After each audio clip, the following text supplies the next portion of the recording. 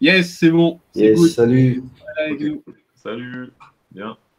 Ça va, tu vas Ça va bien? et toi? Ouais, merci de m'avoir invité, hein. Ça fait vraiment plaisir. Merci à toi d'être Avec... venu. Merci à Ben Zaka. ouais, merci à toi. Il y a beaucoup de gens dans l'équipe et dont Ouais, Zaka, voilà, qui nous a beaucoup parlé aussi de ce que tu fais. Moi, j'ai été voir et franchement, ouais, je comprends pourquoi tout le monde a cet engouement. Donc, merci à toi d'être présent. merci à vous, hein. Merci à Zakia, ouais, avec qui j'ai grandi, avec elle et son frère Mohamed Abadja. Big up à Issy Mouino. Yes. Yes.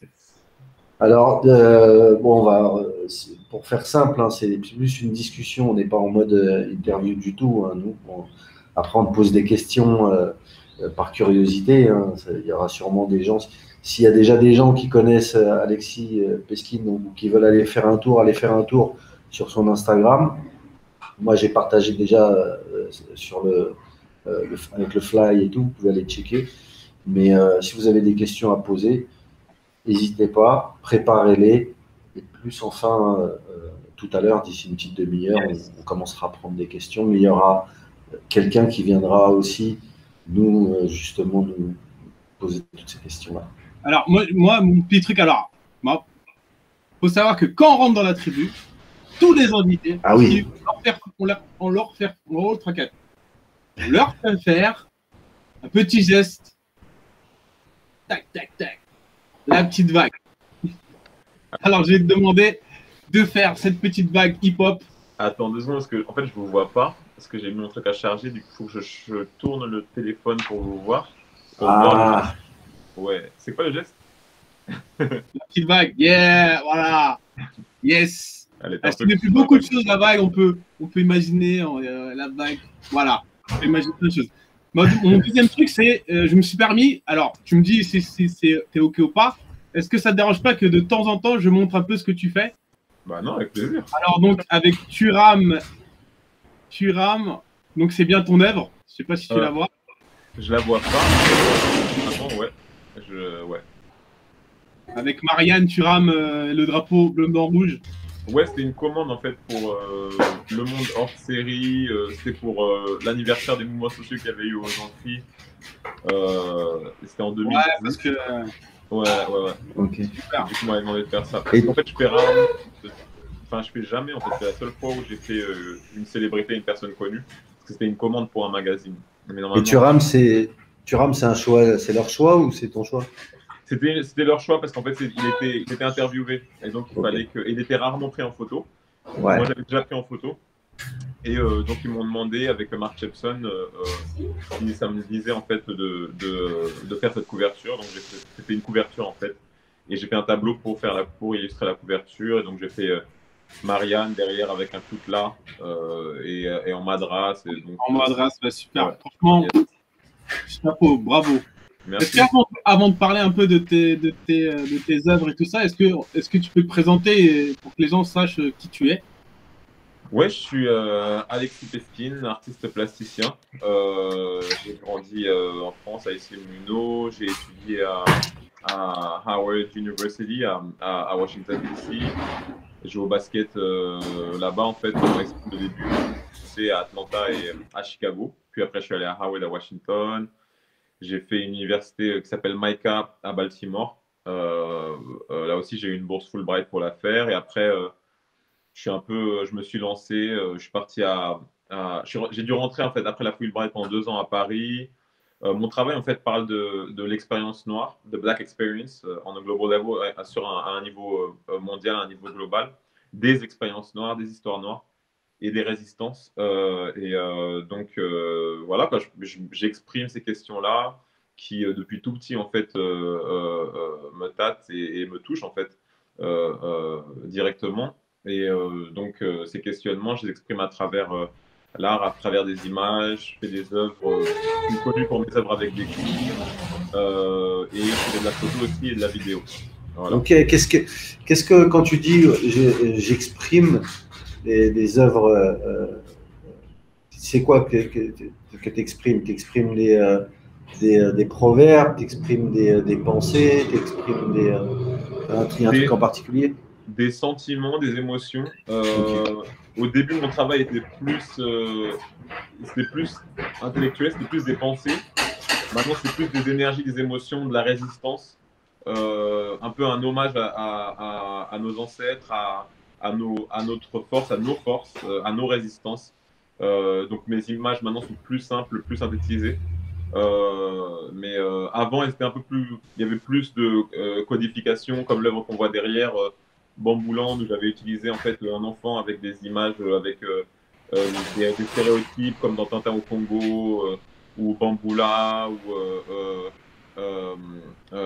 tous ces types en fait de stéréotypes négatifs de l'image du noir, pour montrer en fait euh, avec quoi on avait grandi en France, les images qui nous représentaient et nos résistances. Mais maintenant, en fait, mes œuvres sont plus synthétisées, il y a moins de ça, elles sont plus simples. Et c'est plus une énergie, nos forces, en fait. Notre force, je montre en fait notre grandeur. C'est plus positif. C'est plus, c'est plus positif. Je sais pas, sinon, en fait, je sais pas si c'est plus positif. En fait, je pense que non, c'est plus affirmatif, au contraire. Je pense qu'on est plus.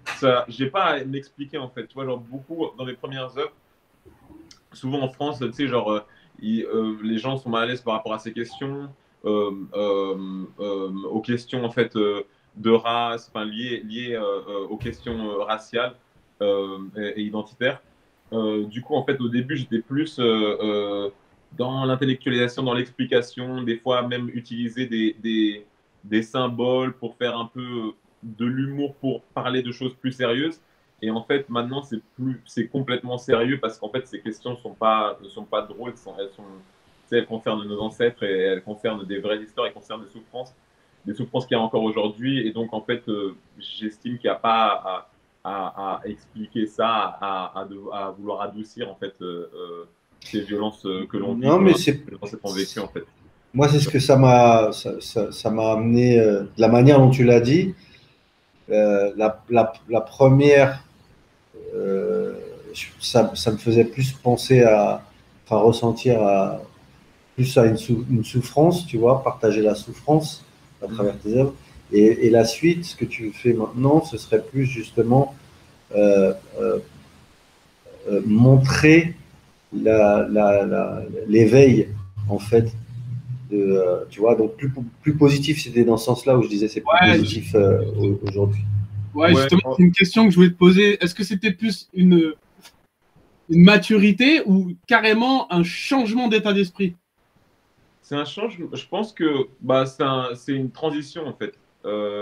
En fait, maintenant, je veux montrer notre grandeur. Je pense que comme tu sais, on a grandi en France, comme j'ai grandi en France, on a tous grandi en France et on nous force un peu à marcher sur des œufs, à être un peu gêné quand il s'agit de ces questions. Tu sais, c'est un des pays les plus colonialistes, les plus esclavagistes, la France.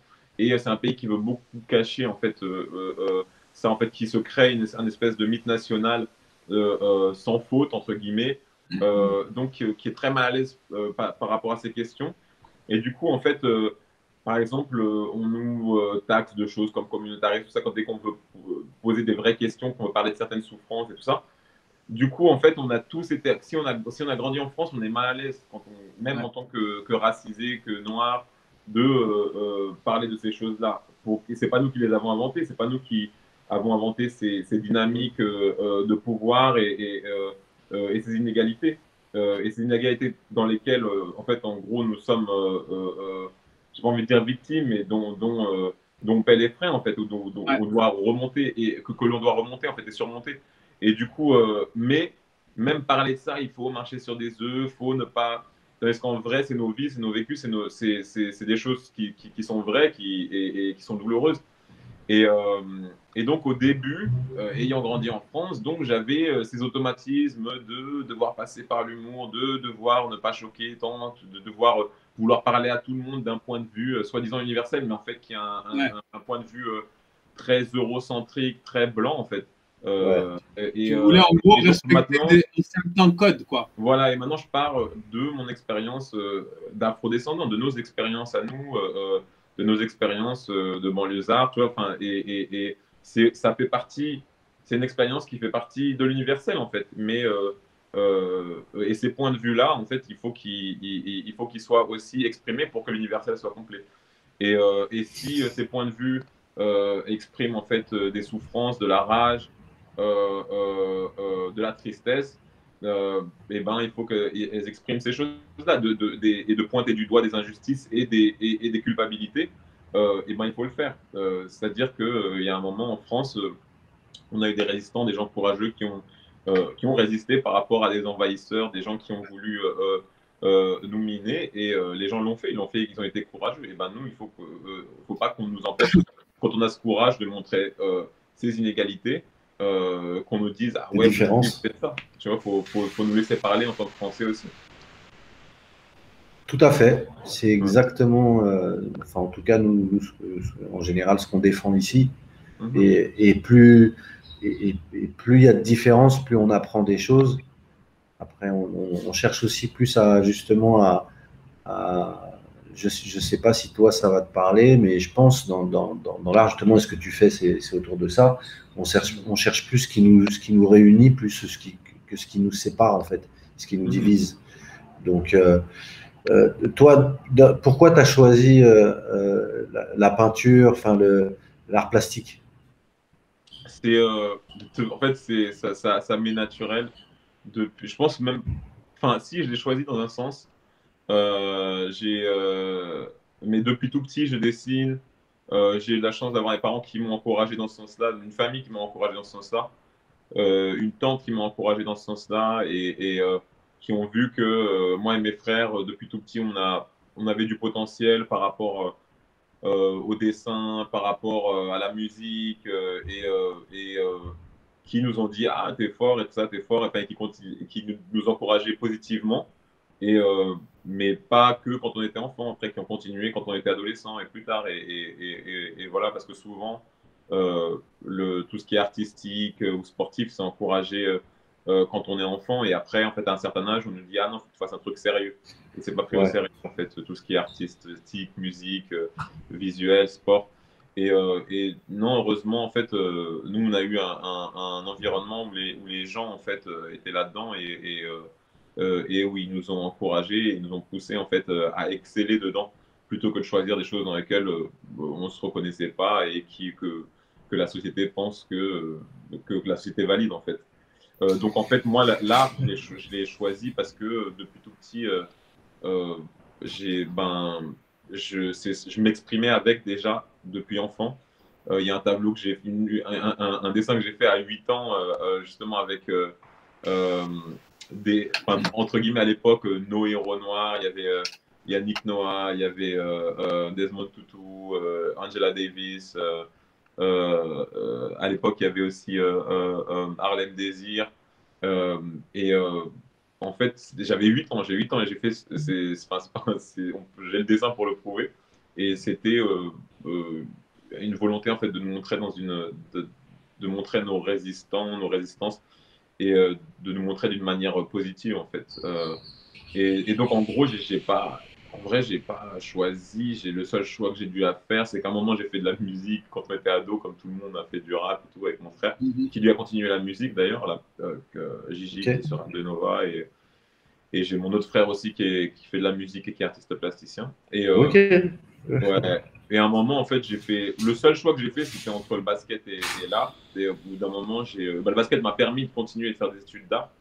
Et à un moment, j'ai choisi l'art, en fait. Mais l'art, c'est, tu sais, toi-même, tu es musicien, tu sais que c'est juste. Ouais, mais ça m'intéresse. C'est ça qui m'intéresse pour savoir un peu aussi chez les autres, puisque moi, ça arrivé, je vais pas dire par accident, puisque j'ai quand même travaillé les platines régulièrement, mais c'est pas quelque chose qui était pour moi un objectif de devenir, tu vois, artiste ou quoi que ce soit. Ça s'est fait plus, on va dire, naturellement au fil du temps. Mais après, j'ai choisi le DJing. Il y aurait pu y avoir la peinture. J'aime assez la peinture aussi, mais souvent, on dirait que souvent, en tout cas les artistes talentueux, parce que je trouve que tu es très talentueux, et ben il y a pas beaucoup de, il y a pas vraiment de choix qui sont faits. C'est un peu, c'est naturel. C'est souvent très naturel. Ouais, comme tu dis, en fait, tu vois, tu as essayé plusieurs choses, le DJing, la peinture. Et quand tu essayais le DJing, ça t'amusait. tu t'entraînais, tu voyais des gens que tu admirais, peut-être que tu imitais certaines techniques et tout, jusqu'à t'améliorer. Moi, de la même manière, quand j'étais petit, que je dessinais, j'essayais de perfectionner. Je regardais des dessins animés, les Chevaliers Zodiac, on redessinait les personnages. Ah, mais carrément. On se challengeait entre nous, on se dessinait entre nous. Moi, je me rappelle, j'ai un souvenir d'être devant le miroir. Je crois que j'avais 6 ans ou 8 ans et je regardais tous les détails de mon visage, je regardais l'intérieur des yeux, l'iris, les brillances, tout ça. Et en fait, j'essayais d'être le plus précis possible. Et de la même manière, j'imagine que toi, quand tu scratchais ou quand tu faisais des enchaînements, en fait, tu essayais de les faire le plus parfaitement possible. Je sais que mon frère qui fait de la musique aussi, ça tu dois sûrement te reconnaître. C'est plus au feeling. Moi, c'est plus au feeling, vraiment. Non, lui, c'était en fait, lui, par exemple, je me rappelle que quand il n'avait pas de sampler, il utilisait un double cassette et il mettait exactement le truc en rythme. En fait, tu vois, donc c'est un truc où tu te perfectionnes, où le truc, il faut qu'il soit parfait. Et c'est comme ça qu'au bout d'un moment, tu deviens bon et tu te dis, ah ouais, ok. Et les gens, ils disent, ah ouais, ce gars-là, il est fort. Et ça t'encourage. Et tu es reconnu comme cette personne, tu es reconnu comme ce DJ, tu es reconnu comme ce mec qui dessine bien, tu es reconnu comme. Et du coup, ça t'encourage et tu y vas, en fait, naturellement. Et un jour, ouais, tu fais le choix de faire que ça, en fait. Moi, j'ai fait le choix de toujours faire. Depuis le début, en fait, j'ai jamais fait d'autre taf que d'être plasticien, en fait. Et là, ça fait maintenant 20 ans. Et tu as une. Après, Laurent, je te laisse après poser une question. Est-ce que, alors, en tant que plasticien, est-ce que tu as une matière spécifique, un truc que tu préfères travailler, avec laquelle tu préfères travailler? En fait, moi, les œuvres pour lesquelles je suis connu, c'est des œuvres que je fais avec des clous sur du bois. Ouais, j'ai vu ça. Je travaille en fait en dorant les clous, en mettant de la feuille d'or sur les clous. Le bois, en fait, je le vieillis en utilisant des matières comme de la terre. Partout où je vais, si je suis invité à une résidence, j'utilise des matériaux J'utilise aussi des choses comme du bissap, l'hibiscus. Et j'utilise le l'hibiscus comme du sang, tu vois, genre. Et il y a plein de. Enfin, mais toutes les matières, les matériaux que j'utilise, en fait, pour moi, il faut qu'il y ait une raison, une métaphore derrière et que ça exprime quelque chose. Rien n'est mis au hasard. Donc, les clous, il y a la souffrance, il y a la violence qu'on peut retrouver, qui peut rappeler les expériences de nos ancêtres qui ont été forcés à l'esclavage et qui ont souffert, qui ont été battus, qui ont été tués, décapités. Qui ont été amputés, violés. Il y a la résistance, l'aspect de la force aussi d'un clou qui est planté dans le bois. Il y a le côté du fait, la métaphore qui fait qu'on est des alchimistes, dans le sens où transformer un clou en clou doré, en fait. Le fait qu'on nous a donné les pires parties de tout, qu'on a fait les pires parties du porc et qu'on en a fait de la feijoada, qu'on nous a donné que ce qu'on avait, en fait, on en a fait de l'art, qu'on a fait qu'on a exprimé le peu d'humanité qu'on pouvait exprimer, on l'a exprimé à travers des musiques comme le gospel et comme toutes les musiques aujourd'hui, comme le reggae, comme la samba, comme tout, en fait, qui est devenu et qui résonne dans le monde entier, en fait, qui est parti d'une expérience d'opprimés d'un endroit qui avait aucun espoir et toute leur humanité, on l'a en fait exprimé dans quelque chose qui est devenu global, qui a touché le monde entier, en fait. Et c'est ces métaphores-là avec le clou qui devient doré, en fait, quelque chose qu'on ne voit pas, mais qui tient toute la table, en fait. Et même pas ça, c'est qu'on a créé toutes les économies du monde, on les a créées, en fait. Et on n'a pas que avec la sueur de nos dos, avec nos muscles et notre force, c'est aussi avec notre ingénuité, avec les technologies qu'on a ramenées d'Afrique, qu'on utilisait déjà, que ça soit dans le travail du bois, dans le travail de la métallurgie, de l'or, et plein d'autres technologies. Je vais tourner mon portable parce qu'en fait, sinon, la batterie, elle va mourir là. Attends, je vais m'assurer que... Ouais. Je ne sais pas si on est encore bien là. Bonjour à tous qui viennent d'arriver. Bonjour. Donc on est en direct avec Alexis Peskin. Je vois qu'il y en a qui te connaissent. Il y a un monsieur qui s'appelle Neotonili. Ah yes. Monsieur, je sais qui vous êtes. je pense, c'est Monsieur Frank qui a ramené Monsieur Nero. Mais c'est sympa, merci. N'oubliez pas de partager cela et n'oubliez pas de mettre des petits pouces. Je vais pas dire bleu parce que quand on dit bleu, on rigole des fois. Je sais pas. Mais voilà, mettez des petits pouces, partagez ce live. On est en direct et c'est toujours tribu libre. Alors moi, j'aurais une question simple, un peu intime, mais de quelle origine es-tu? Alors, moi, je suis français, qui ai grandi en France. Ma mère est afro-brésilienne. Elle a grandi à Salvador, Bahia. Et mon père est franco-russe et d'origine juive ashkénaze. Et voilà, quoi, j'ai grandi à ICM Mino. J'ai étudié aux États-Unis, à Howard, comme je disais tout à l'heure. Quoi d'autre? En fait, ouais, je suis afro-brésilien, mélangé avec judéo-russe, français. Ma grand-mère, du côté de mon père, était du sud de la France. Et je crois qu'elle a des origines italiennes. Donc voilà, quoi, c'est un russe, français, mais on va dire que les origines avec lesquelles j'étais le plus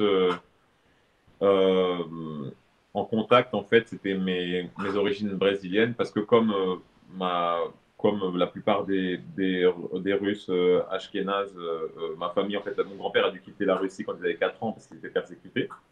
Ouais. Donc, en fait, il ne nous reste pas grand-chose de la Russie. Mon père parlait un tout petit peu russe, mais ça ne nous a pas été transmis. Mais la culture brésilienne et afro-brésilienne, en fait, depuis qu'on est tout petit, on va au Brésil tous les ans, tous les 2 ans. Là, j'en reviens. Mes parents y vivent la moitié de l'année. Ils y sont depuis 14 mois depuis la crise qu'on connaît. Ouais. Et donc voilà, quoi, c'est le Brésil, c'est Salvador de Bahia, c'est ouais, la culture afro-brésilienne qui est ma culture primaire, en fait. Après, il y a des cultures, dans le terme maloufien de l'identité, j'ai pas de passeport américain, mais la culture nord-américaine, en fait, fait vraiment partie de mon identité parce que j'ai vécu 10 ans aux États-Unis, j'y suis depuis que je suis adolescent. Et j'ai grandi dans des villes comme Atlanta, je suis parti seul en fait pour jouer au basket là-bas, donc j'ai évolué dans des villes comme Atlanta, comme Chicago, dans le South Side. J'ai été à Howard University à Washington DC en fait, et c'était vraiment, ça a vraiment forgé qui je suis. C'est une expérience incroyable. Les personnes qui connaissent les HBCU, les universités historiquement noires, savent de quoi je parle. En fait, c'est une université où Didi est allé, où Donny Hathaway et Roberta Flack se sont rencontrés, où justement Kamala Harris a été, Chadwick Boseman, rest in peace, il y a été en même temps que moi d'ailleurs. Donc voilà, c'est une université incroyable, légendaire, où on est dans on est au milieu de la culture noire-américaine, afro-américaine, où moi, quand je jouais au basket, on a la fanfare, en fait, le band qui vient et qui joue avec les cheerleaders, les pom-pom girls, les danseurs, les danseuses. Alors, c'est intéressant parce comment tu pourrais, toi, avec ta vision, ta perspective à toi, comment tu verrais ce qui se passe en France? Parce que on compare beaucoup, tu vois, avec les États-Unis.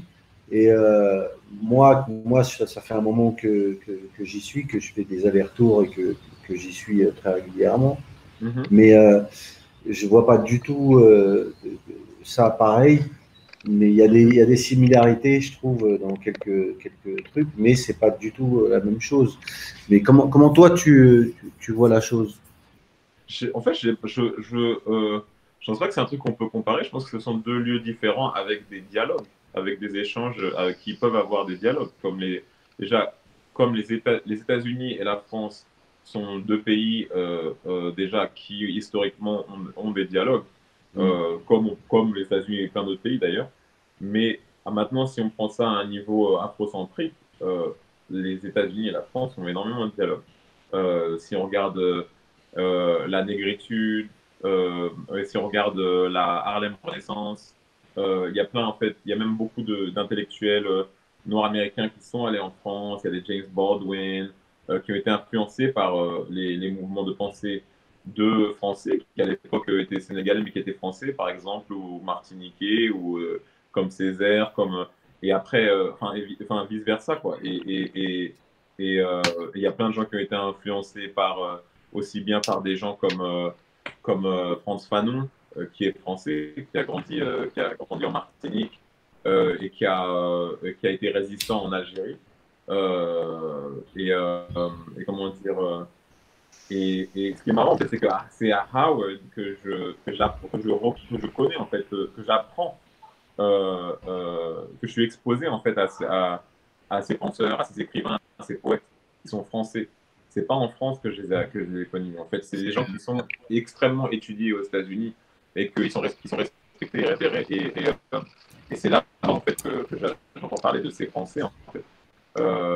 Qu'en France, on ne considérait quasiment pas comme des Français, mais qu'ils le sont. Ils font partie de l'histoire de France.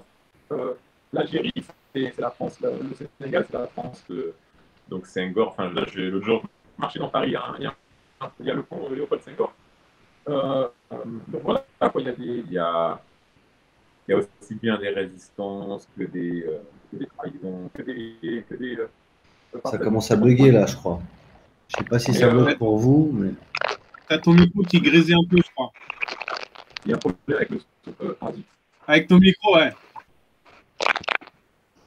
Oula, vous m'entendez là? Mais non, ça grésille un petit peu.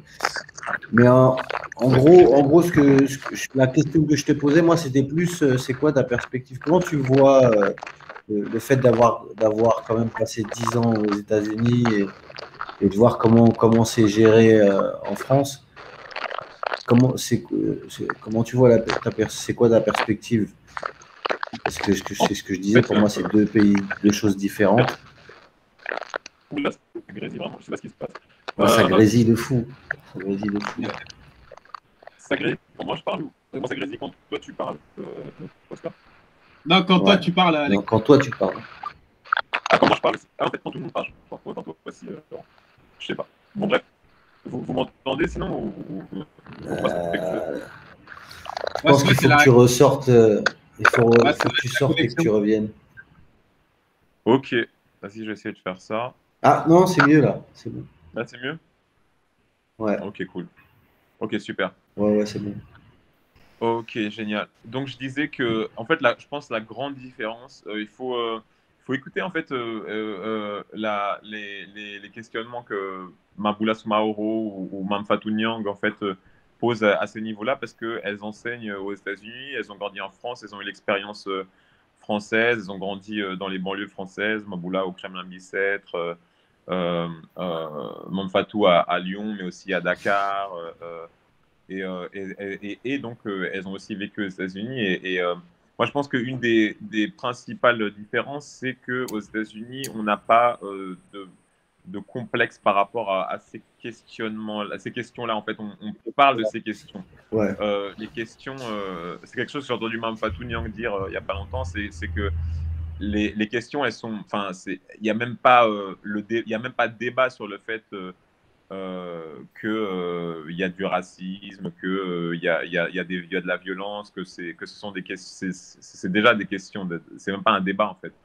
Parce qu'en France, on est encore et toujours les questions qu'on pose à la télévision, c'est est-ce que la France est raciste? Est-ce qu'il y a du racisme? Est-ce que la police est raciste?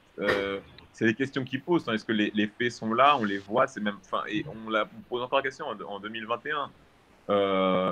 Il y a encore cette volonté d'effacer les choses. Et en fait, pour moi, c'est un peu cette malhonnêteté ou cet aveuglement qu'il y a en flagrant. fait. Flagrant, ouais, et même criant, violent en fait.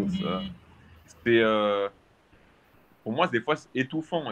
C'est très dur à vivre en fait que d'entendre ces choses. C'est-à-dire que Ouais. je pense encore pire que la violence, c'est de vivre les violences, de voir et vivre les violences et de crier dans le vide. dans le vide, en fait, c'est comme si on criait sous l'eau, en fait. Je sais Ouais. pas comme si vous voyez quand j'ai Ouais, c'est essayé de ça. parler sous l'eau. Ça, Ouais, c'est ça. Ouais. Et c'est comme de crier sous l'eau, en fait, et on se dit, mais c'est pas possible, quoi. On voit, c'est clair, et les gens sont dans un déni. Je pense que, et il y a eu cette question il y a pas longtemps, justement, un pote qui est une très bonne pote qui me posait cette question parce qu'elle écrivait un papier sur ça. Quelle est la particularité, la spécificité justement du racisme à la française? Et moi, ma réponse, c'était vraiment le déni, en fait. Euh, le déni. C'est-à-dire que, oui, et de toujours vouloir dire, ah oui, mais ça n'a rien à voir, que machin. Parce que, oui, bien sûr, et encore, il y a enfin, la violence, la violence, c'est la violence.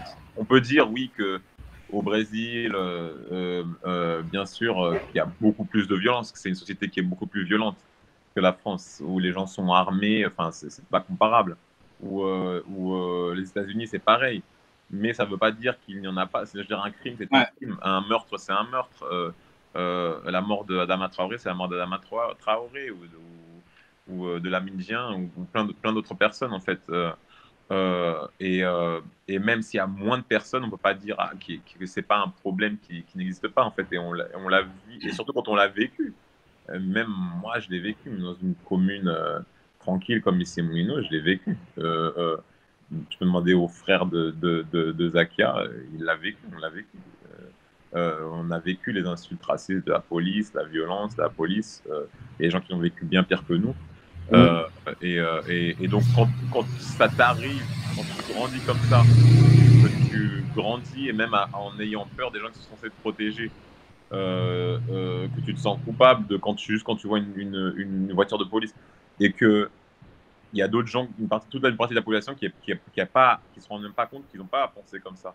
Et que après, toi, quand tu exprimes juste ton vécu, et que derrière on te dit c'est pas vrai, tu mens, Ouais. et t'exagères, ça c'est encore plus violent que de l'avoir vécu, en fait.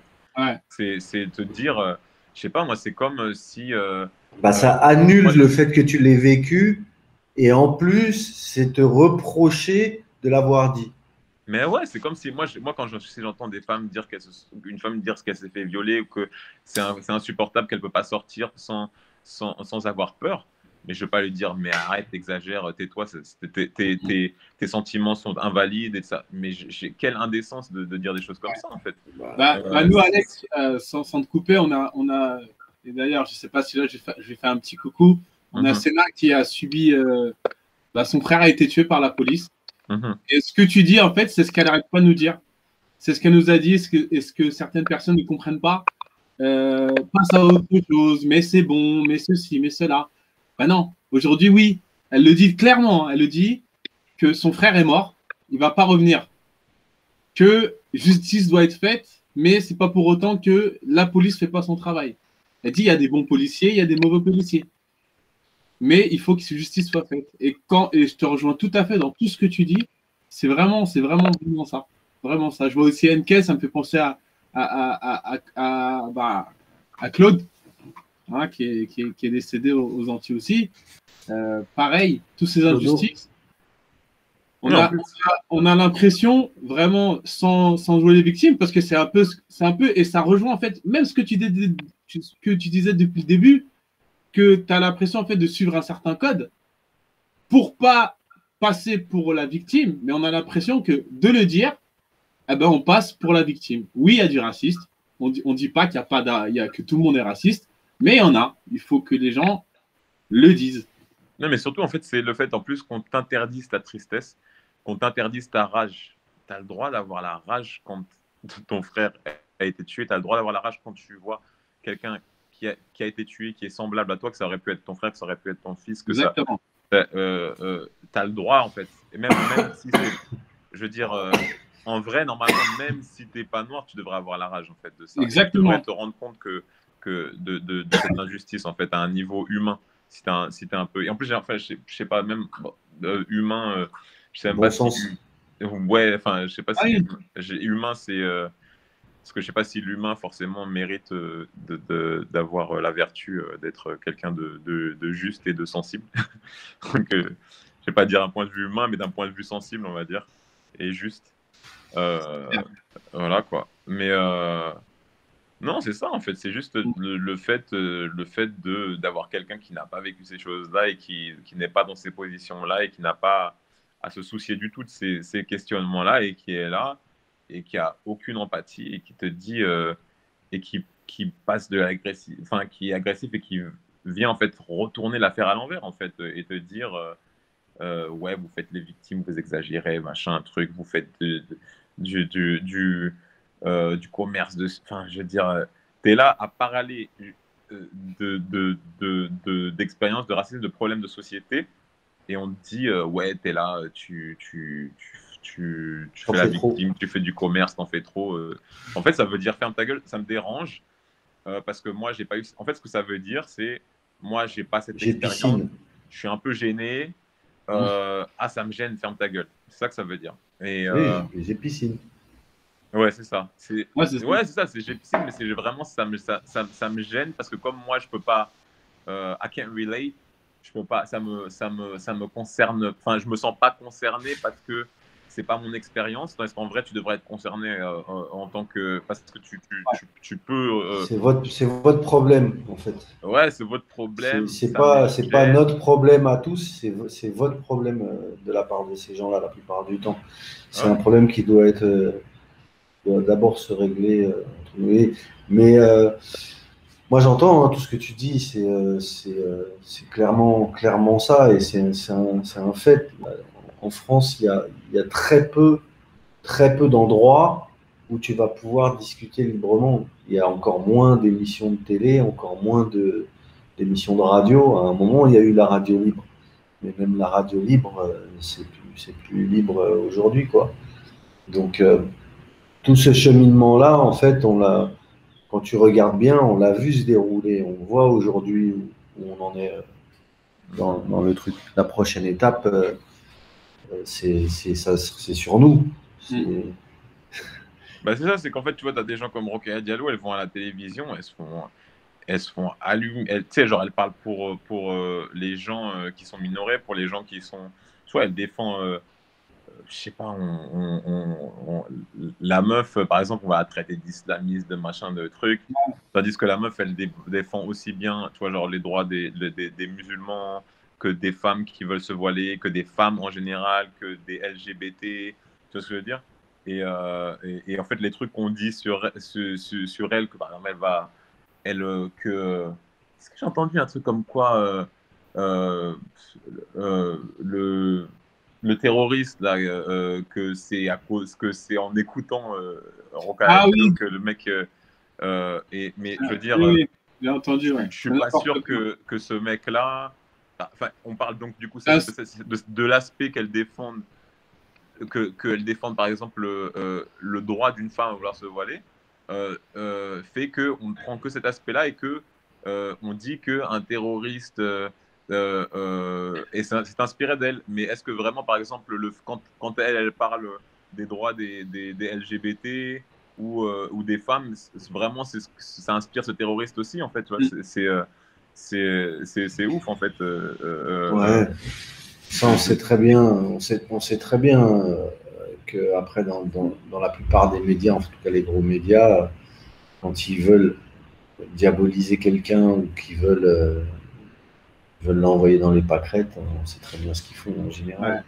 Et mon truc, c'est qu'on donne trop d'importance, excuse-moi de te couper, justement à ces médias en fait, parce que plus j'avance, plus je me rends compte en fait de l'hérésie et des problèmes en fait de ces, enfin, ou vraiment clairement de l'agenda de ces médias en fait, du programme de ces médias. Est-ce que enfin, je l'avais lu depuis très longtemps avec Chomsky ou quoi en fait, qui expliquait ça très bien, mais même en l'ayant lu, tu as toujours envie de leur donner un peu le bénéfice du doute, de te dire ouais bon quand même ils sont quand même ils essaient d'être neutres et ils ont des erreurs en tant qu'humains avec un point de vue personnel, mais il y a tu penses qu'il y a de la neutralité. Après, tu vois, par exemple, là, j'ai vu enfin, j'en suis convaincu et j'écoute vraiment peu les médias à cause de ça parce que ça me stresse en fait. Mais par exemple, quand je vois ce qui se passe au Sénégal, la révolution, la révolte qu'il y a,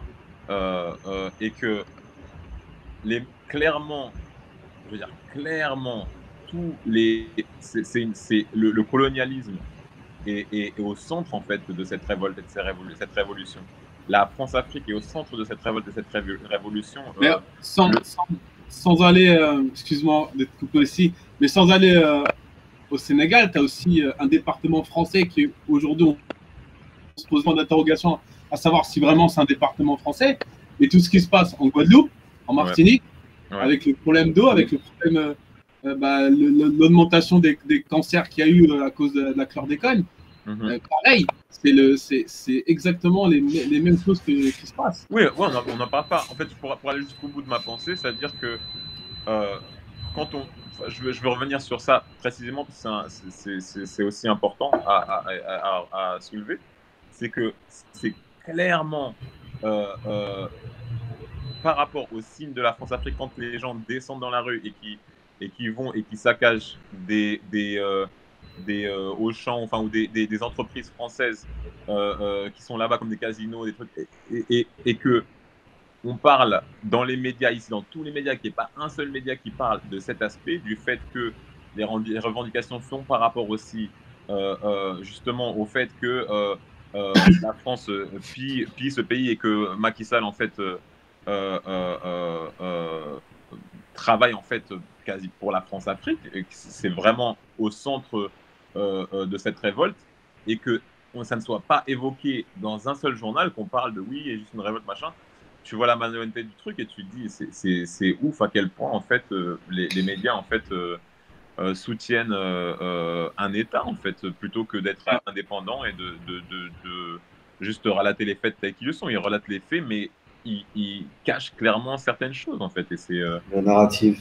Ouais, c'est narrative. Et c'est quand tu vois ça rend ouf en fait. Et c'est là où tu te dis, en fait, plutôt que se vénère et ça, parce que sinon tu vas être frustré si tu passes ton temps à être vénère, à dire oui, si ça va être pointé du doigt, machin, ces médias-là. Faut juste savoir qu'ils sont comme ça, ne pas les calculer. Toi, en fait, créer tes propres médias, en parler, poser des questions, ne pas calculer même quand parce que les gens vont te critiquer, vont parler, te traiter de ci, de ça. Et toi, tout ce que tu fais, c'est juste te poser des questions, poser ces questionnements, renforcer ta communauté, comment dire, te renforcer toi-même, essayer d'avancer, sans calculer sans calculer en fait ces institutions-là qui en fait ne vont pas dans ton sens, ne reconnaissent pas ton humanité, ne reconnaissent pas ta lutte ou les injustices que toi tu vois en fait, ou ton regard. C'est ça, quoi. Ouais, c'est ça. Mais il y en a de plus en plus, il y en a plein, et des médias qui se forment, qui se sont formés depuis un an, là, il y en a vraiment pas mal. Et des blogs, des vlogs aussi. Donc ça va être intéressant, on va voir ce qui va s'en retirer. Nous aussi, hein, c'est depuis que tout ça a commencé l'année dernière qu'on a commencé à faire des lives et à donner la parole un peu à tout le monde. Mais je pense que c'est en discutant comme ça et en sachant un peu qui pense quoi, et en essayant de trouver aussi, pourquoi pas les projets qui vont faire qui vont rassembler, plutôt que de continuer, tu vois, à laisser les gens suivre bêtement le troupeau, aller écouter tout ce qui passe. Il y a des très bons artistes qui passent en radio, mais il y a aussi beaucoup d'artistes qui sont juste là par profit pour certains labels ou pour d'autres. C'est un business aussi, donc il y a tout ça derrière. Mais je pense que là, on a une chance quand même, c'est de pouvoir justement repartir en tout cas sur des bonnes bases, et avec tous les purages que ça va faire là, j'espère que les artistes en tout cas qui vont perdurer et qui vont vraiment tenir la barre vont être dans la même lignée que toi. Super. Merci. Mais tiens, hier, on a eu une super discussion avec Alexis. Et est-ce que tu peux rappeler le nombre de pays que tu as fait en Afrique? 27, je suis arrivé à la moitié. la moitié sur 27 54. pays en Afrique. Et sur les 27 pays en Afrique, quelle a été ta plus belle expérience? Je ne vais pas dire qu'il y en a une plus belle. Je sais qu'il y a des pays où je suis allé plus que dans d'autres, comme le Sénégal, j'y vais tout le temps. J'adore l'Afrique du Sud. Musicalement et culturellement, c'est le pays où je me retrouve le mieux. Mais ça, c'est par rapport à mes goûts personnels. Ouais. Mais la musique qui se crée en Afrique du Sud, où tu as vraiment un type de deep house music. Il y Comme a un son les là-bas, il y de a un son Queto. particulier. Ah ouais, parce qu'en fait, moi, j'aime bien les mélodies, j'aime bien aussi bien les rythmes. Pour moi, c'est le mélange parfait où tu as des trucs avec les rythmes, comme les mélodies, comme des sons comme Ketranada ou quoi, tu vois. Ouais, bah, carrément. Mais quand même avec des influences comme hip-hop et tout. Et moi, l'Afrique du Sud, et les gens même, je trouve qu'ils ont quelque chose de très, qui me rappelle beaucoup les Brésiliens aussi. Mais je trouve que genre, leur musique est encore plus forte que ce qu'on fait nous en ce moment. La funk, À part, Brazilian funk. à part la funk, j'aime beaucoup la funk. Mais par exemple, chez moi, à Salvador, on fait du pagode. Je trouve que c'est pas aussi, c'est assez intéressant, mais c'est pas aussi intéressant pour moi que la funk, je trouve. Mais la funk, par exemple, c'est rythmique. Mais ce que j'aime bien dans la musique sud-africaine, c'est que tu as justement ce rythme, tu as le rythme, mais tu as aussi la mélodie, en fait, avec la dissonance. Dans la musique, moi, j'aime beaucoup la dissonance. Et tu as beaucoup ces mélodies dissonantes que tu peux trouver qui sont un peu la base du gospel ou du new spiritual ou du jazz, tu vois. Mais c'est avec des trucs beaucoup plus contemporains et modernes et tu vois, genre, et rythmés et tout, tu vois. Et du coup, moi, j'aime beaucoup l'Afrique du Sud. J'aime même les langues et tout qui s'y parlent avec le Xhosa et tout ça. Ouais. C'est hyper intéressant. J'ai aimé le Rwanda, c'est un très beau pays. Non, j'ai fait Dakar-Paris en voiture, je passais par le Ah ouais. Sahara et tout. Qu'est-ce que j'ai fait? Non, je sais pas, ah oui, la Casamance, j'ai aimé. T'as fait tout ça par rapport à la peinture? Il y a beaucoup de choses que j'ai fait par rapport. J'ai fait des résidences d'artistes dans plusieurs endroits. Et je suis allé dans des. Il y a dans des foires d'art contemporain aussi où j'ai été invité. Où je suis allé. Et après, il y a des biennales aussi où j'ai été invité, comme la biennale de Dakar. Et il y a des fois où je suis allé dans les endroits. Par exemple, j'ai été invité l'année dernière à une résidence d'artistes en Angola pendant 2 mois. Et ce que je fais, en fait, à chaque fois que je vais à un endroit, j'essaie d'aller dans des pays voisins ou qui sont faciles d'accès par rapport au pays où je suis invité et en faire le plus possible. Mais quand j'y vais pas juste en avion et je vais dans une ville, j'essaie de aussi voyager par la route, de voir le pays, de le comprendre et tout. Du coup, là, quand je suis allé en Angola, j'ai fait aussi le Mozambique. J'ai fait, comment dire, São Tomé et Príncipe, où il y avait une biennale. Je suis allé voir. Je suis allé en Namibie. Et à chaque fois que je vais dans ces pays-là, en fait, j'essaie de connecter avec les artistes contemporains qu'il y a, la communauté d'artistes. C'est très facile à chaque fois. Je demande à des potes de me connecter. Et après, tu restes de plus en plus connecté avec le monde, en fait, constamment. En fait, tu as une espèce de communauté à toi qui est ton espèce de shrine, comme on dit, ton temple, en fait, tu vois. Ton temple personnel qui se fonde, en fait. Et voilà, quoi. Et plus tu connais du monde dans un pays, après, ça va t'ouvrir des portes dans d'autres pays. Et voilà, quoi. Donc, je suis arrivé à 27 pays. Mais je dirais, ouais, j'adore l'Afrique du Sud. Ouais, je pense que c'est. Mes top 3, c'est Sénégal, Afrique du Sud, Rwanda. Je pense Super. Ouais. Alors, moi, ce que je vous propose, c'est de faire monter Zakia, Yes. qui est impatient de monter.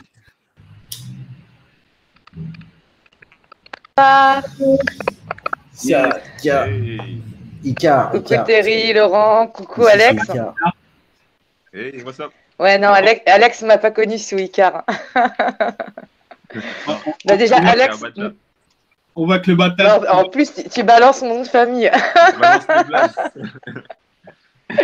Merci Alex d'être venu en tout cas. Parce que du coup, Alex est quand même une grande fierté dans mes amis. Parce qu'on se connaît quand même depuis je crois que 33 ans. Donc, nos parents étaient très amis. Moi, j'ai eu la chance d'avoir, j'étais très proche de son petit frère. Lui, c'est la génération de mon frère. Et donc, voilà, de voir ce que tu es devenu aujourd'hui, ça reste quand même une grande fierté. Yes. Avec Momo, moi et ton grand frère, nous, on se connaît depuis la maternelle, je crois même. Ça, j'ai 33 ans, ouais. 33 ans, ouais. On a grandi ensemble jusqu'à qu'Alex prenne l'avion et aille aux États-Unis. Ouais. Momo, il a même rappé avec mon petit frère. Avec Adrien, ouais. Ouais, qui bosse sur Nova et tout. Et voilà, quoi. Mon frère, il faisait des beats et tout. Ouais, on a fait les 400 coups, quoi. On a rappé ensemble. Ouais, non, surtout que tu as commencé à sortir les dossiers tout à l'heure. Je te dis, oh, j'ai une réputation, moi, sur la chaîne. Je voyais les commentaires. Alors, pour vous expliquer, pour expliquer à ceux qui nous suivent, on voit les commentaires de temps en temps, je les pine. Le problème, des fois, c'est que ça prend tout le visage de l'invité. Donc, ce qu'on a trouvé comme petite astuce, c'est qu'un des membres de la tribu monte et nous fasse un peu le résumé des questions. Vas-y, Zaka. Alors, moi, pour ce qui est des questions, de toute façon, il y a pas mal de sujets qui ont déjà été abordés. On a eu Marie-Christine qui a posé, pour revenir tout à l'heure sur justement le racisme, qui a posé une question qui était assez intéressante. Et elle demandait, Alex, si tu pensais qu'en fait, les termes racisé et minorité étaient appropriés, ou est-ce que ça stigmatisait et ça, justement, ça mettait dans un, dans un paradigme. C'est vrai que racisé, ça veut dire que le racisé, en fait, c'est le sujet, il est assujetti dans un sens. Mais en même temps, après, c'est ce que c'est aussi. Hein, c'est par exemple, tu vois, il y a cette volonté d'effacer le mot race et tout ça, parce qu'on sait bien sûr que la race n'existe pas en tant que telle dans la catégorie humaine. Mais socialement, elle existe parce qu'elle a été formée socialement. Et ce qui est marrant, c'est que, en fait, c'est pas nous qui avons inventé ces termes. Par exemple, quand on parle maintenant, aujourd'hui, il y a cette espèce de mouvance qui parle des antiracistes, des machins, j'ai vu des termes, les obsédés de la race, comme si c'était nous qui ont obsédé de la race. Nous, en fait, on fait juste que de pointer des injustices qui existent et qui sont là, en fait. Mais c'est pas nous qui avons inventé la race, ça a été inventé en France. Le concept de créer des hiérarchies de racisme, en fait, est français. C'est-à-dire que ça a été inventé par un Français, j'ai oublié exactement qui, je pourrais vous dire après, mais ça a été inventé en France. Donc, en fait, quand on dit oui, le racisme, c'est les États-Unis, c'est le Brésil, non, c'est la France a inventé le racisme, a inventé la hiérarchisation, la catégorisation d'êtres humains. Donc après, oui, c'est vrai que dire racisé, c'est un peu s'ostraciser et se dire, mais en vrai, c'est le plus important, je pense pas que c'est le label ou quoi, c'est de pointer le système, en fait, d'expliquer, de montrer là où il y a des injustices et de les corriger, en fait. Donc, c'est vrai que le langage reste important, mais moi, en fait, j'appellerais à ne pas trop s'attarder justement sur le langage, plutôt réfléchir aux questions. Parce que c'est ça qui arrive en fait souvent en France, c'est qu'on est dans des débats de oui, machin, est-ce que ça existe? Sur les termes. Ouais, sur les termes, race, machin, truc, mais vous parlez. Et faire comme si c'était nous qui avions inventé ces problèmes, en fait. C'est ça qui est fou, c'est que nous, on est dans les problèmes. En fait, on les vit dans un sens. On vit ces discriminations. Et, oui, mais... et on les pointe du doigt. Et donc après, je pense peu importe comme. Et c'est vrai que c'est important le langage. Moi, quand même, je suis assez. Je trouve que c'est important. Mais est-ce que justement, excuse-moi, mais le fait de l'employer, justement, est-ce que ça alimente pas encore plus cette stigmatisation, justement? Le fait, même si tu dis effectivement que le langage en soi-même, ça a peu d'importance, mais le fait de le réitérer, de le perdurer et de l'utiliser, justement, est-ce que c'est pas en train de faire perdurer, justement, cette division? Moi, j'aime bien parler plus franchement et crûment. Par exemple, j'aime pas quand les gens ils disent black, machin, truc. Moi, je dis, voilà, j'appelle les choses comme elles ont été dites. Par exemple, on va parler on va pas dire le mot blanc, le mot noir, voilà, un français blanc, un français noir. Non, je trouve qu'il y avait dans les années 2000, je trouvais que c'était très problématique de dire français issu de l'immigration ou français de souche, parce que ça crée des hiérarchies, en fait, où il y avait une catégorie qui était plus justifiée, tandis qu'en fait, un Français issu de l'immigration italienne n'était pas considéré comme un Français issu de l'immigration, tandis qu'un Français issu de l'immigration, enfin, dans ce terme de Français issu de l'immigration que je n'utilise pas, mais un Français soi-disant issu de l'immigration qui était issu de l'immigration algérienne était encore considéré comme Français issu de l'immigration, tandis que il est un Français algérien et français depuis plus de 130 ans en fait. Sa famille est française depuis 130 ans puisque l'Algérie a été française pendant 130 ans. Donc, mais bizarrement, un Français qui a des origines italiennes et aujourd'hui, après une génération ou après 2 générations, on ne questionne même plus sa francité en fait. Et donc, c'est là où ça revient à des questions de couleur de peau, où ça revient à des questions d'historicité et d'histoire de colonialisme par rapport à l'Algérie. Ce qui est clair, c'est le seum d'avoir perdu en fait cette guerre. Mais en fait, quand on parle de cette rage par rapport à cette guerre qui a perdu, en fait, on ne parle pas de la souffrance de l'autre côté. En fait, si on lit Frantz Fanon, on se rend vraiment compte en fait de, on s'en rend pas compte, mais on se rend pas compte ce que c'est que 130 ans en fait de colonialisme. C'est, on connaît très bien ce que c'est que 4 ans de résistance, d'occupation d'occupation des nazis en France. On sait la souffrance que c'est, on sait la violence que ça a été, on sait l'humiliation que c'est, on sait la résistance et la tristesse et tout ce qu'on a perdu, on sait ce que c'est toutes les personnes qui ont été déportées, on sait ça en fait. Mais bizarrement, ce qu'on a complètement oublié, est-ce que c'est beaucoup plus long, tous ces colonialismes d'Asie à l'Afrique, on parle de centaines d'années. C'est pas 10 ans, c'est pas 4 ans, c'est pas 15 ans. On parle de centaines d'années de gens qui ont été violés, qui ont été amputés, qui ont été et qui eux étaient résistants. C'est-à-dire que Frantz Fanon, par exemple, lui, il a été résistant avec, et il a été psychanalyste et il a vu en fait les gens en fait qui ont été qui ont subi en fait la torture. De la même manière que les nazis torturaient les gens qui ont résisté ou torturaient les juifs ici. Et du coup, ça, en fait, ce qu'on oublie, c'est qu'on a fait la même chose, mais pire. Et je suis pas là à dire oui, machin, à pointer du doigt, à dire il faut dire que les Français sont méchants, mais il faut pas oublier qu'on a fait la même chose en fait. Et en fait, donc il faut pas diaboliser les gens, dire les Algériens c'est les méchants et essayer de. Non, les Algériens ont vécu ce que les Français ont vécu par les nazis pendant beaucoup plus longtemps.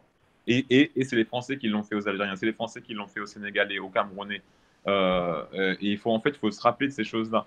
Et donc, je ne sais pas si je me suis un peu éloigné de la question, Non. mais ce qui est important, en fait, c'est c'est les faits, en fait. Et c'est d'être honnête avec l'histoire. Et c'est de parler de ces choses sans vouloir forcément dire il y a des gentils, il y a des méchants, mais c'est d'être objectif, en fait. Et de parler de ces choses, au moins de ne pas les cacher. Hein. Ouais. Un devoir de mémoire, quoi. Ouais. Pour que ça reste quand même, ouais. Mais il y a des faits, et il faut en parler. C'est pas comme si c'était quelque chose qu'on ne savait pas ou quoi. Non, il y a des faits, ça a été dit et tout. C'est juste qu'il faut que ce soit reconnu et qu'on puisse passer à autre chose aussi derrière. Il y a des gens qui ont été torturés, vraiment, en fait. C'est quand, et moi, en fait, c'est ce parallèle, justement, que je fais avec les résistants français et les résistants algériens. C'est quand on lit Fanon, qui lui a été psychanalyste, donc il a reçu aussi bien des bourreaux français qui étaient employés pour être bourreaux, et il sait ce qu'il devait faire, et qui, par exemple, allaient voir un psychanalyste parce qu'ils se mettaient à taper leurs femmes ou leurs enfants, parce que toute la journée, ils passaient leur temps à torturer des gens, donc ils rentraient chez eux, qu'est-ce qu'ils faisaient? Ils faisaient la même chose. Donc en fait, mais ce témoignage que Fanon a, c'est des choses qui sont arrivées. C'est pour ça que c'est intéressant de le lire, parce qu'on voit vraiment ce qui a été fait aux Algériens, ce qui a été fait aux gens qui ont été colonisés, en fait. Et que il faut se rappeler, en fait, de l'humanité, en fait, de ces gens-là, de la même manière dont on rappelle l'humanité des Français qui ont subi, en fait, l'occupation des nazis. Et ben, il faut rappeler, en fait, l'humanité des Algériens qui ont subi l'occupation des Français. Tu vois. Alors, moi, juste, après, c'est pas non plus pour te contredire, hein, d'origine algérienne et je suis très Mhm. attachée à mes origines. Je pense qu'effectivement, il faut avoir un devoir de mémoire, c'est très important. Mhm. Mais après, est-ce que le passé n'est pas le passé? Et est-ce que pas le fait de le réitérer, et ça n'a rien à voir avec ce que tu fais actuellement et ce que tu Mhm. défends, mais le fait qu'on soit tout le temps en train de de continuer à le laisser perdurer, c'est un devoir de mémoire, certes, mais est-ce qu'on n'est pas nous-mêmes déjà en train de se mettre dans des cases? Mais Et le est-ce que problème, c'est que finalement, il n'y le a problème, pas un c'est qu'il a pas moment où été, il il a faut pas avoir ce été. devoir de mémoire, mais avancer? Mais non, mais on peut pas avancer sans qu'il a été, il a pas été abordé.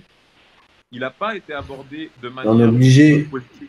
Tu vois ce que je veux Il y a dire? En un, fait, il y a un moment, il faut en il faut. parler. Si tu n'en parles pas et que tu passes à autre chose en le laissant, en mettant sous le tapis, il y aura toujours un mal-être. Il y aura toujours des choses qui iront pas. Tu sais Oui, que mais dans le avant, système tu sais qu'on scolaire, tu parlait sais pas qu'il ne sera de. pas abordé. C'est à toi Non, de mais faire tes recherches, parce que dans le système scolaire, celui qui a écrit l'histoire, c'est celui qui a raison. non, mais C'est tu vois par exemple ce qui s'est passé. Tous les millions de Juifs qui ont été tués en fait pendant la guerre mondiale et ça. À un moment, on n'en parlait pas dans les bouquins. C'était caché. Il a fallu que la communauté juive qu'elle force ça en fait, qu'elle force la main, qu'elle dise mais c'est pas possible. Il faut qu'on en parle. Il n'y a pas eu que des résistants, qu'il n'y a pas eu que il y a eu des collaborateurs et il faut parler de Bon, ces après, choses-là. on en a bien parlé après. Oui, mais ce que je veux dire, c'est qu'ils ont dû faire le Petite touche travail et que humoristique. le travail qu'on doit faire pour que on parle de ces autres faits, et ben c'est de la même manière dont les Juifs en fait ont fait ce travail-là. Nous, on doit faire ce travail-là et on peut pas. Et pendant que nous on fait ce travail-là pour essayer de faire en sorte que l'histoire ne soit pas oubliée, et ben il faut que nous aussi, il faut pas qu'on nous stoppe ou qu'on nous taise quand on essaie de parler aussi de ces passés, parce que c'est. Bien Et ce sûr. que je veux dire, c'est que si on en parlait déjà à l'école, si c'était pas tu peux pas. En fait, si tu vois ce que je veux dire, c'est on parle de centaines d'années euh, sur un bouquin d'histoire qui parle de l'histoire, allez, on va dire sur 400 ans, 500 ans. Si des faits qui sont passés pendant des centaines d'années, ou si, par exemple, l'esclavage, si tu as une page dans ton livre, tu sais bien que c'est pas assez, tu vois ce que je veux dire. Donc, on n'en parle pas assez. Si c'était déjà dans les livres, si on en parlait honnêtement, on pourrait parler de il faut pas ressasser le passé. Mais là, le problème, c'est que le passé n'est même pas encore, il n'est même pas encore connu. Personne ne le connaît en fait. Et je pense pas qu'en fait évoquer ce passé diviserait. Au contraire, évoquer ce passé remet tout en fait à plat. C'est-à-dire que justement, on connaît la Deuxième Guerre mondiale, on sait ce qui s'est passé, c'est même pas une question. Donc en fait, quand on dit il n'y a pas de débat en fait sur ces questions-là et les gens ça divise pas forcément en fait. Ce qui divise, je pense, c'est quand on cache la vérité. Du coup, si la vérité est dite et qu'on apprend blanc, noir ou arabe, qu'on apprend tous l'histoire de France et qu'on apprend le colonialisme, et on apprend le colonialisme au Sénégal, au Cameroun, tous en tant que Français, en sachant que ça fait partie de l'histoire française et qu'on s'inscrit en tant que franco-camerounais, en tant que Calgéro français dans cette histoire, du coup, au contraire, je pense que ça apaise parce que du coup, on connaît tous l'histoire. Il y a pas de remix, il n'y a pas de à targiverser. On sait que c'est ce qui s'est passé. Tu vois ce que je veux dire? Là, le fait que les gens en parlent tout le temps, c'est parce que ça a pas été, ça a pas, ce n'est pas en fait enseigné et c'est pas reconnu. Tu vois?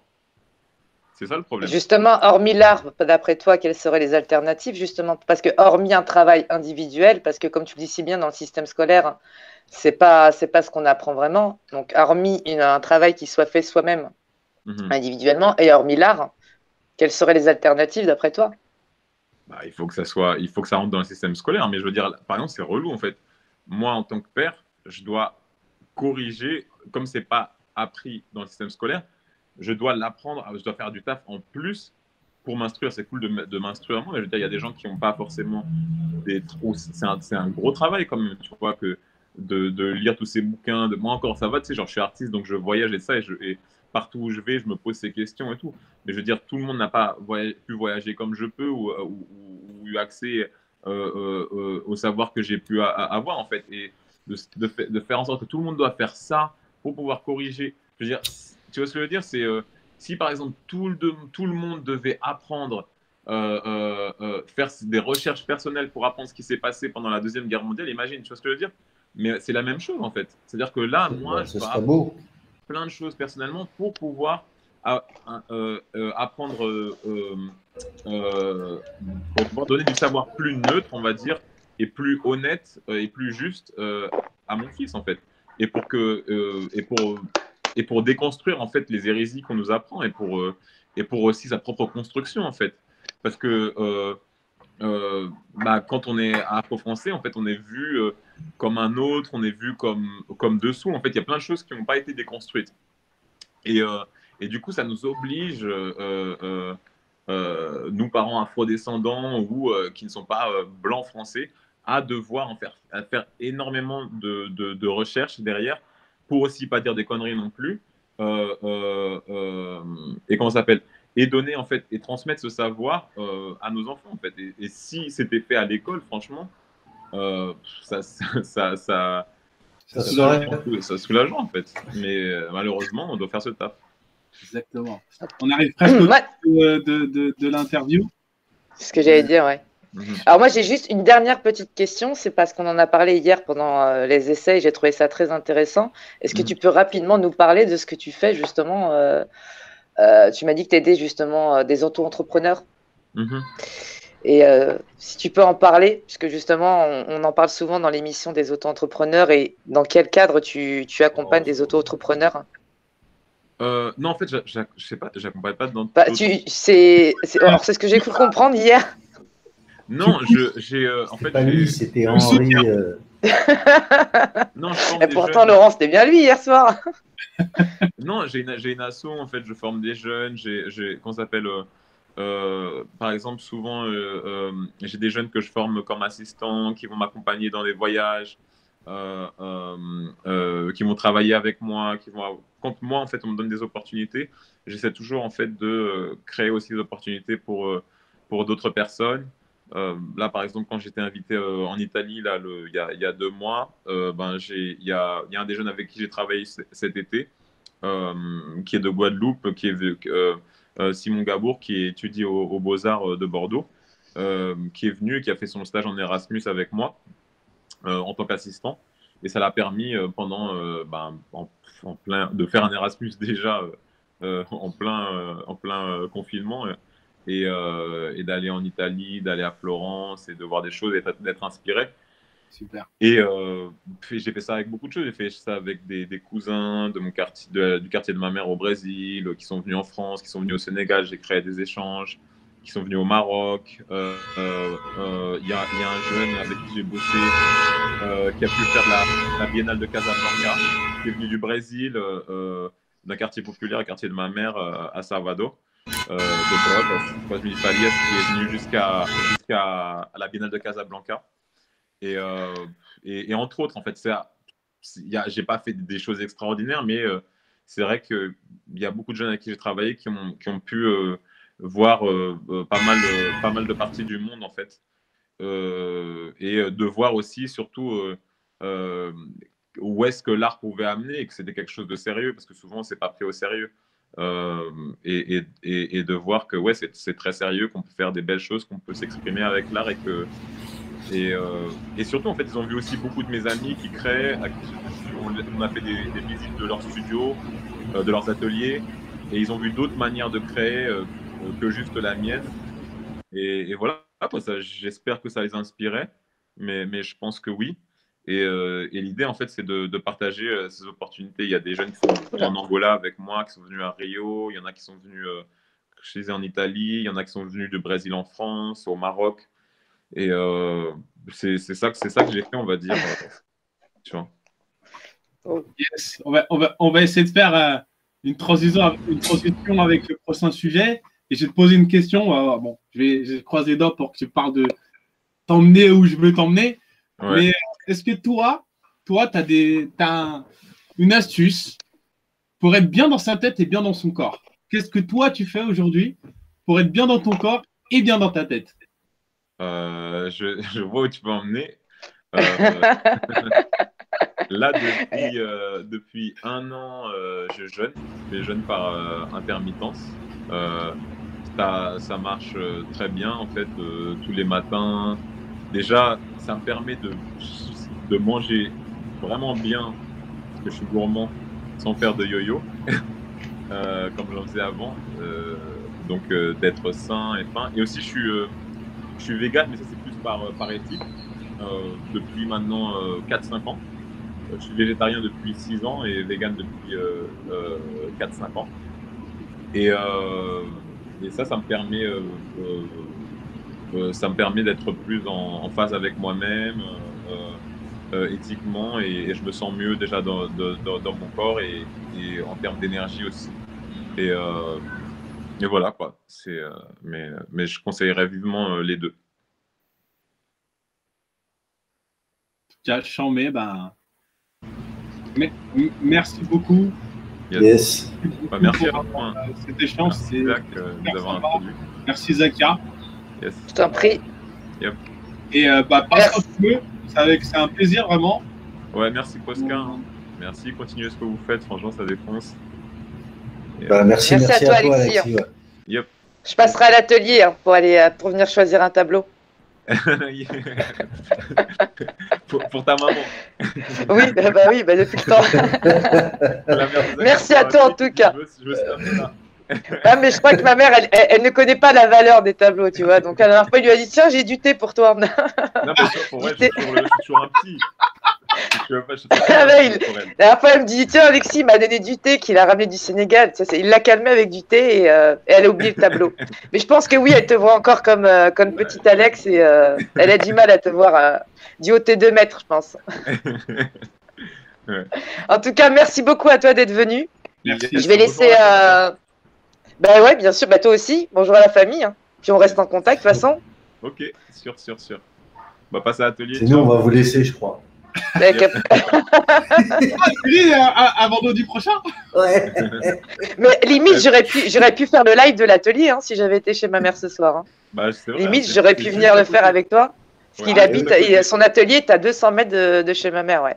Voilà. Un des seuls immeubles qui reste. Donne l'adresse, plus de détails. Non, dis pas l'un des seuls immeubles. Là, tu donnes l'adresse, tu donnes mon nom de famille, tu donnes mon prénom, tu donnes tout, là. Non, parce qu'il y a presque plus de quartier. Il n'y a plus rien. Yes, merci Alexis en tout cas. Merci beaucoup Alexis. Merci beaucoup en tout cas. Salut. À bientôt. Ciao. À bientôt.